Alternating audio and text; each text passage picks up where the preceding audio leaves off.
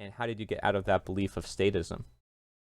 The funny thing was, I never even really paid much attention to politics or government at all, to be honest, even though I was living in this country.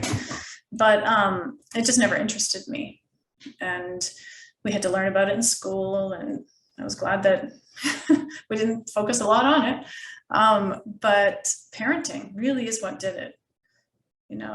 I feel like the way that I've always parented my kids, as time has gone on, the more interviews I've done, I think the first interview I ever did was like with somebody who was like libertarian anarchist, like more freedom minded. Because prior to my interviews or me stepping into that space, I was mostly with naturally minded moms, home birthing moms, and like, just the naturally minded community of mothers would want to hear what I had to say. And I'd speak at La Leche League meetings, which is like a breastfeeding support group. And I kind of got pulled into the sphere. And I think it was Stefan Molyneux was the first person. Now I know he's in a different place now, and I don't really follow him, but I had no idea that he was as big as he was. And so I was on his show, and then apparently I got so many messages. I said, wow, I guess this guy was a big deal at one point. And I had all these requests from all different talk shows. It was before all this drama and stuff within these communities, but it was Jeff Berwick and Evan Kokesh and like all of these different people.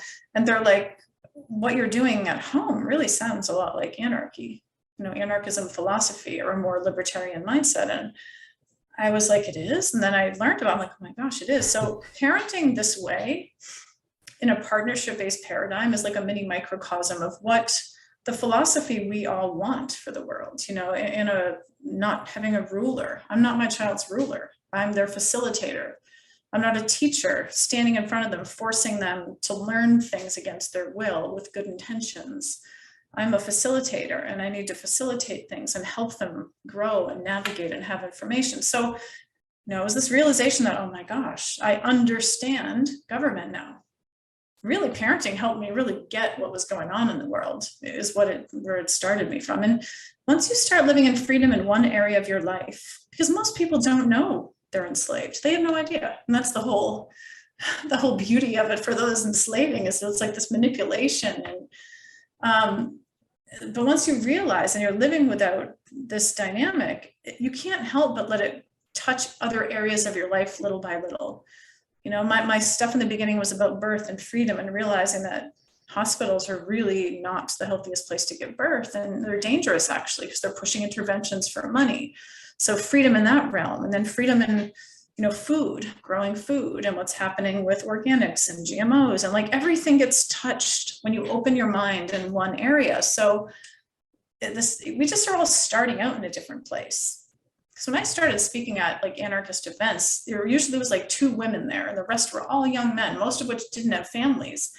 And I never in a million years thought I'd be sharing to that demographic. However, that introduced, their interest in government politics, and anarchism is what interested them in this type of parenting. So now it's health freedom. That was never a thing before COVID. Now it's all these health freedom pioneers finding unschooling, because they're all in a partnership-based paradigm. Right. So many things are in an authoritarian paradigm that once you heal from one and recognize it, everything else, it's easier to kind of get. And I don't know about you, but I'm hungry to learn more always. Like, where else is there an authoritarian paradigm that I'm not realizing?